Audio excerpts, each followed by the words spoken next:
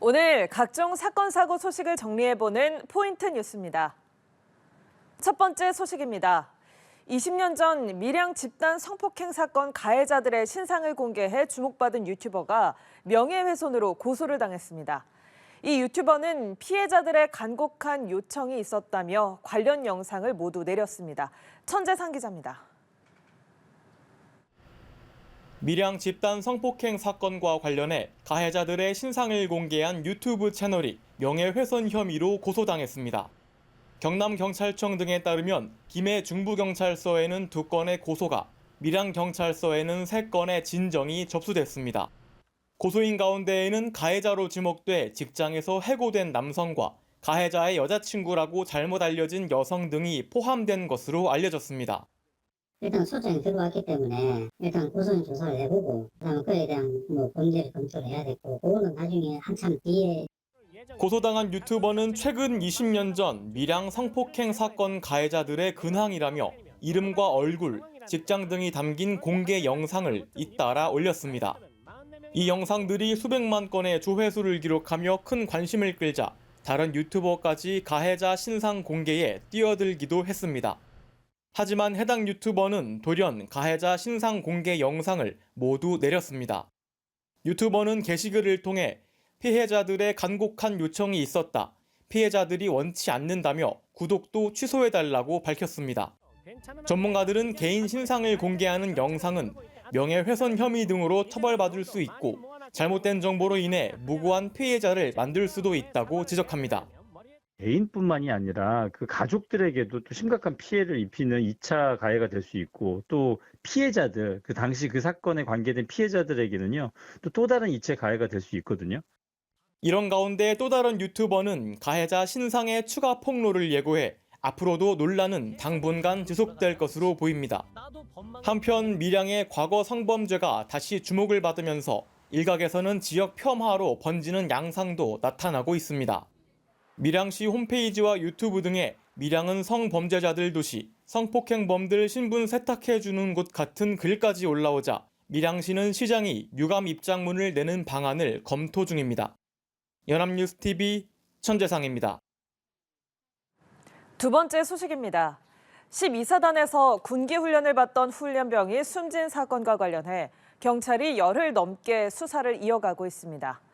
하지만 수사 대상자로 지목된 중대장과 부중대장을 단 한 차례도 소환하지 않아 봐주기식 수사가 아니냐 목소리가 나오고 있습니다.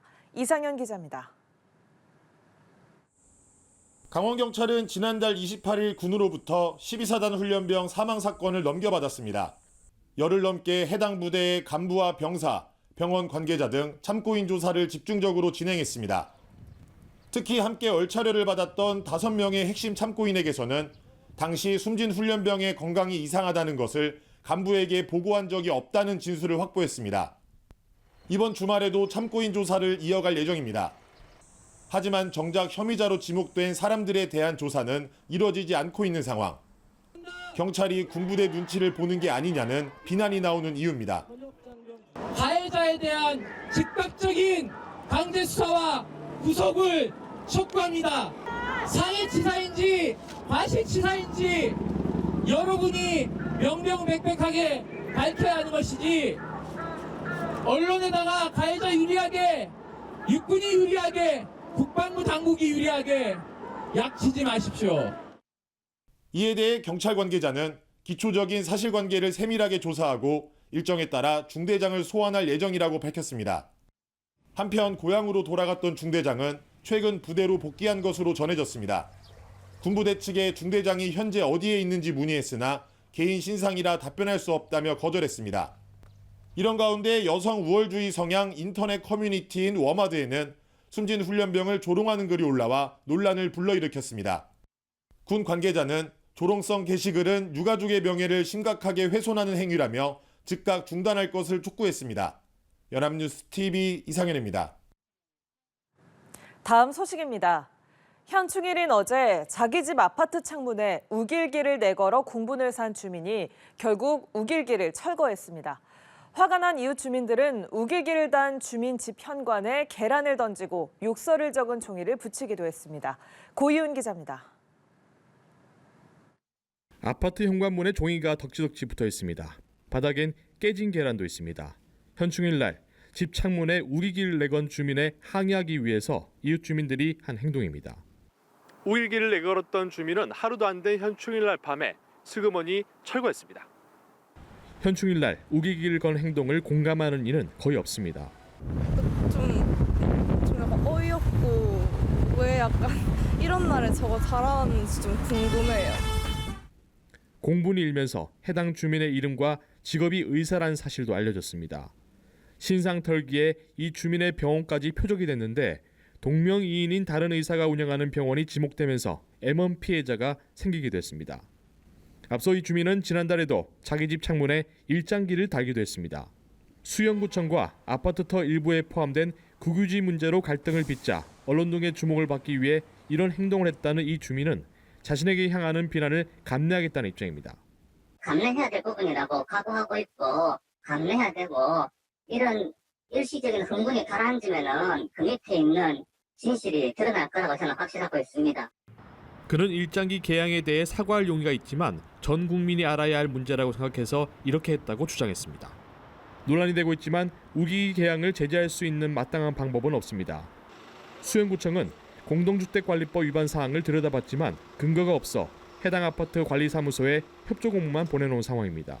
주민들한테 이제 믿음 들어오고 하니까 이제 법적으로 이제 뭐 이렇게 제재할 수 있는 사항은 아닌데 그들한테 좀 협조를 구해서 좀 이거 좀 취하다 그러니까 그런 쪽으로 우리가 가르쳐. 경찰은 5개 광고물법 위반 여부를 검토 중인 것으로 알려졌습니다. 연합뉴스 TV 고규입니다.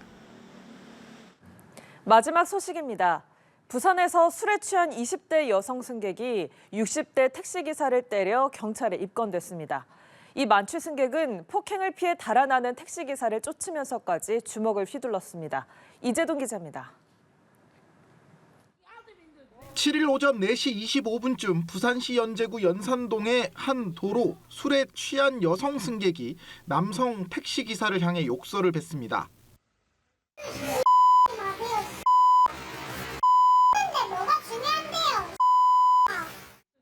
비틀거리며 걷던 승객 택시기사를 향해 휴대전화를 던지더니 욕을 계속합니다.